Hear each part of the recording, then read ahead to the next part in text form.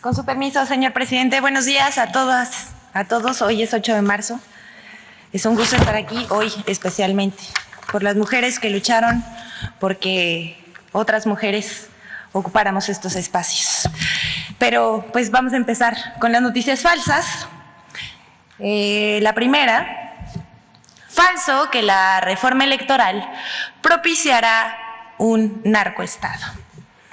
Como parte de la desinformación, The Wall Street Journal, diario estadounidense que ha destacado la marcha en defensa del INE, publicó un artículo en el que se afirma que con la reforma electoral propuesta por el presidente Andrés Manuel López Obrador se debilita al INE y con ello se daría paso a un narcoestado.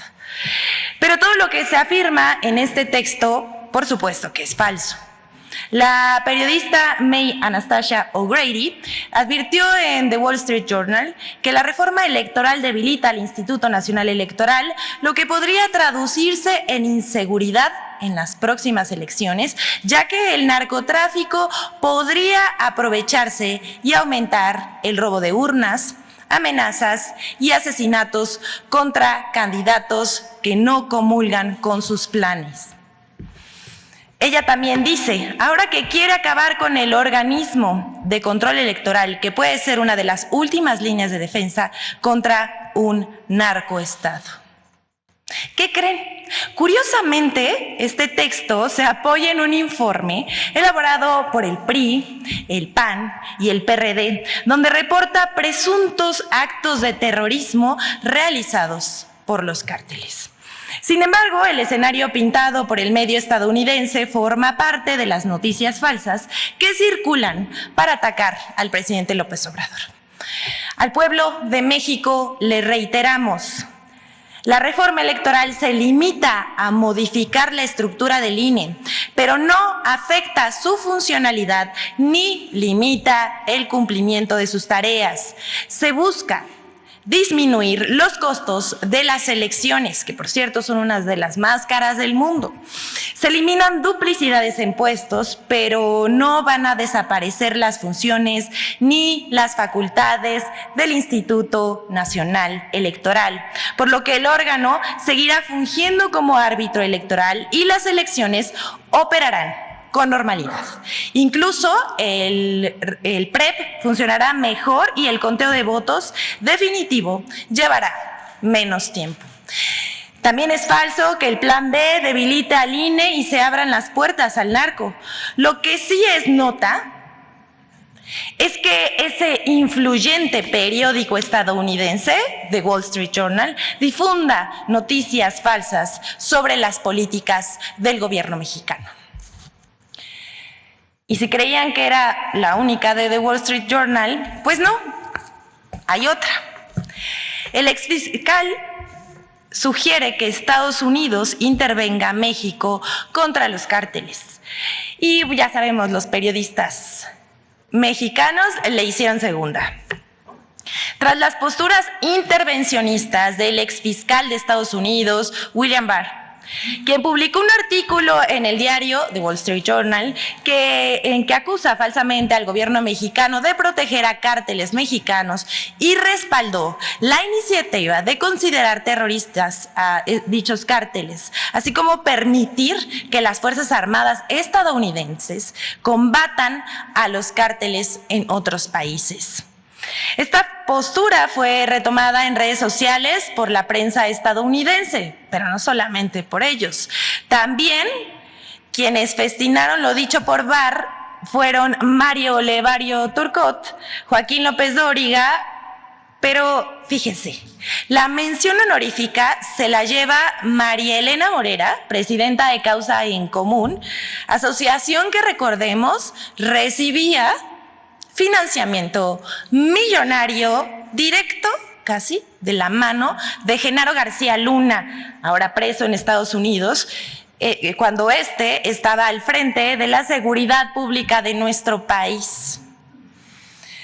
Pues bien, Morera, quien en pantalla vemos muy cómodamente posando con García Luna, repetimos, preso en Estados Unidos. A la que también vimos muy contentita ahí es a la muy cuestionada Isabel Miranda de Wallace. En fin, queremos mostrarle cómo en una entrevista Morera defendió a sus jefes. Vamos a ver esto. Esta política de abrazos que tiene el presidente Calderón, que tiene el presidente López Obrador, que bien decía William Barr en su artículo que el único que realmente luchó contra las bandas criminales era Calderón. Y López Obrador dice, ¿cómo puedes decir eso si García Luna era de ellos, era de los narcos? Pues sí, lo que pasa es que yo no hago sentencias, ¿no? Desde mi punto de vista, el tema de García Luna también es extraño porque no vimos ninguna evidencia, ¿no? Vimos muchos testimoniales que allá se toman en cuenta en este tipo de juicios, pero no vimos ninguna evidencia. Bueno, el pasado 6 de marzo, María Elena Morera fue entrevistada por Carlos Loret de Mola en Latinos. Sus declaraciones no tienen desperdicio. Duda de la culpabilidad de García Luna y cuestiona la inteligencia del gobierno de Estados Unidos. Pero como ya vimos, defendió al ex fiscal Barr y su política intervencionista y criticó al gobierno de la Cuarta Transformación. Vamos a ver otro corte. ¿Tú crees que García Luna es inocente? Mira, yo no puedo saber si es inocente o culpable. Lo que sí me parece extraño es que si las agencias de Estados Unidos, con los millones de dólares que tienen las agencias de inteligencia, la DEA, la CIA, el FBI, no lo supieran, ¿no? Entonces, ¿qué fue lo que pasó? ¿No lo sabían o en realidad no había nada, ¿no? O si sí lo sabían, ¿por qué no hicieron algo? Aquí no para. En una más de la Sinrazón, durante la entrevista, dice que México es un país corrupto y que aunque la Policía Federal estaba coludida, no debió desaparecer. Y ahí le echa la culpa a la ciudadanía de la corrupción cuando remata diciendo que la policía es una imagen del pueblo al que sirve. Porque yo algo que le debo reconocer, y siempre se lo reconozco a García Luna a pesar de las diferencias que tuvimos, fue que siempre atendió a las víctimas de secuestro y que construyó la Policía Federal. Y cuando yo me metí en esto precisamente por el secuestro de mi esposo, que la agencia federal fue quien lo rescató, García Luna al frente de la García Luna al frente de la AFI, mi hijo me decía, mamá, ¿tú vas a ir a gritar a las calles? Y yo, cuando termine mi carrera, me voy a meter a trabajar de policía.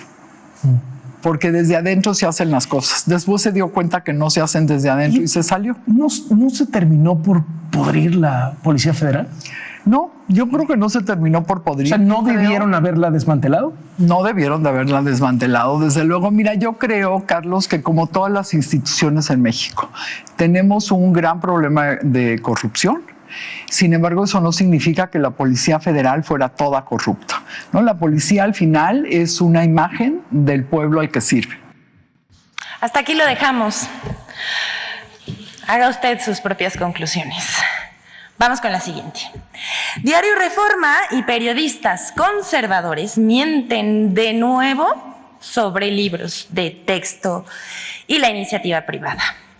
El 4 de marzo, el periódico Reforma publicó a 8 columnas en portada una nota de contenido engañoso sobre los libros de texto de educación básica.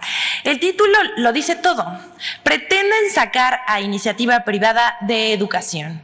Esta afirmación que hace el diario Reforma es falsa. Y les decimos por qué. La Secretaría de Educación Pública aclaró a través de la Dirección General de Materiales Educativos y de conformidad con el artículo 3 de la Constitución Política de los Estados Unidos Mexicanos y 113 de la Ley General de Educación, le corresponde a la SEP de manera exclusiva elaborar, editar, mantener actualizados, así como autorizar el uso de libros de texto para la educación preescolar, primaria y secundaria, y fijar los lineamientos generales para el uso de material educativo para la educación básica. Los libros de texto que no son elaborados por la Secretaría de Educación Pública deberán ser autorizados por la instancia educativa correspondiente. Esto no es de esta administración, está establecido en la Carta Magna. Reforma miente. No es verdad tampoco que la iniciativa privada no puede editar libros de texto siempre y cuando cuente con la autorización de la autoridad educativa. Reforma tergiversa la información para generar una percepción de que este gobierno rechaza la inversión de los privados. Pero el diario Reforma no fue el único que diseminó esta falsedad. Pablo Girard escribió en el periódico El Financiero una columna con un título de terror. Terminarán quemando libros, dice. Con el mismo argumento falso de dejar afuera la iniciativa privada de la producción de libros de texto, con aquel discurso desgastado de que este gobierno quiere controlar la mente de los mexicanos a través de la ideología, que los profesores recibirán adoctrinamiento marxista por mandato oficial para controlarlos, lo cual sabemos que es absolutamente falso.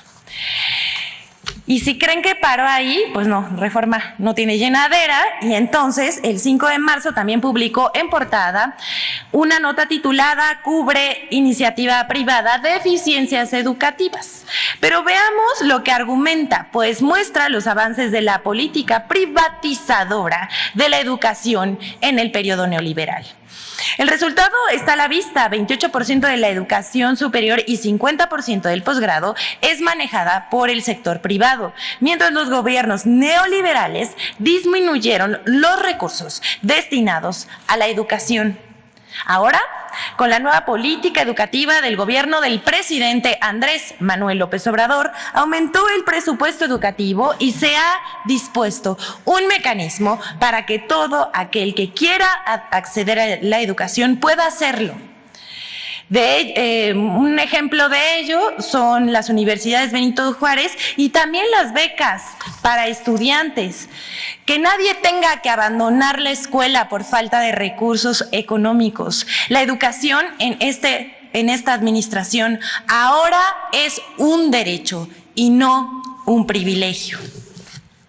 Pues hasta aquí, Reforma. Pero vamos a otra cosa que acaba de mencionar el presidente y que vamos a puntualizar: 5 mentiras sobre la reforma electoral. Esta reforma, aprobada por el Congreso de la Unión, hemos visto la campaña de desinformación y mentiras en medios de comunicación, redes sociales y por todos los medios que puede la oposición.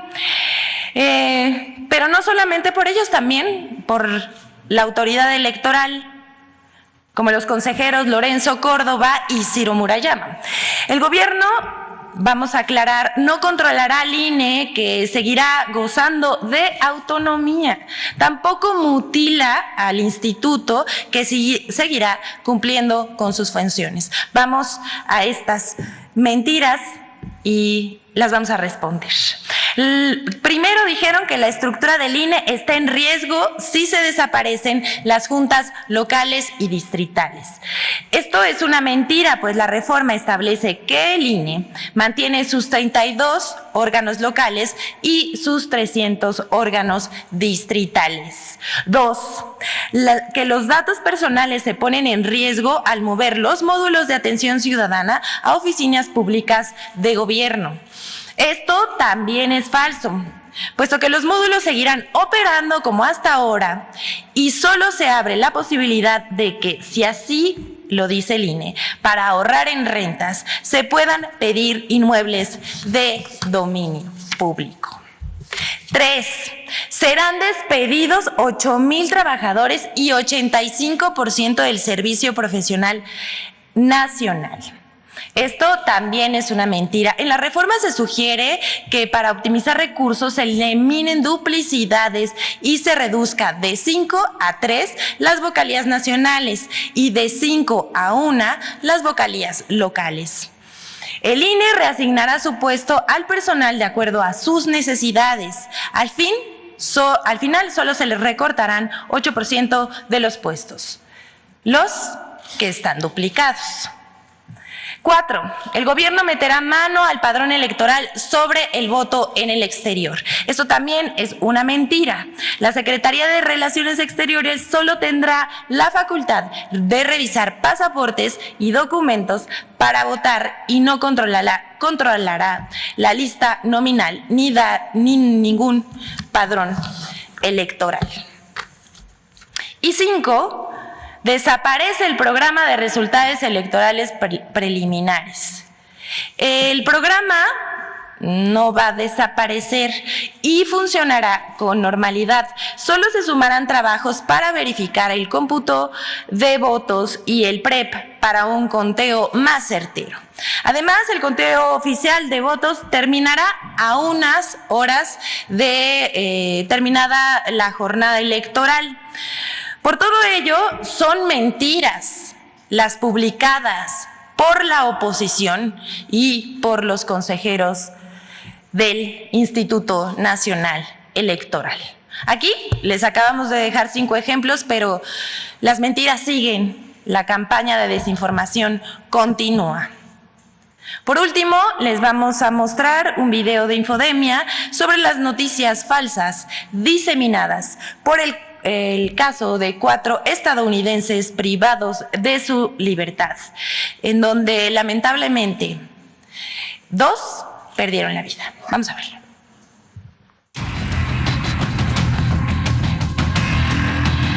La noticia del secuestro de 4 ciudadanos estadounidenses en Matamoros, Tamaulipas, y el homicidio de 2 de ellos reactivó en redes sociales una campaña de desinformación con 3 ejes falsos. 1. Falso que el gobernador Américo Villarreal y Morena fueron financiados por el Cártel del Noroeste.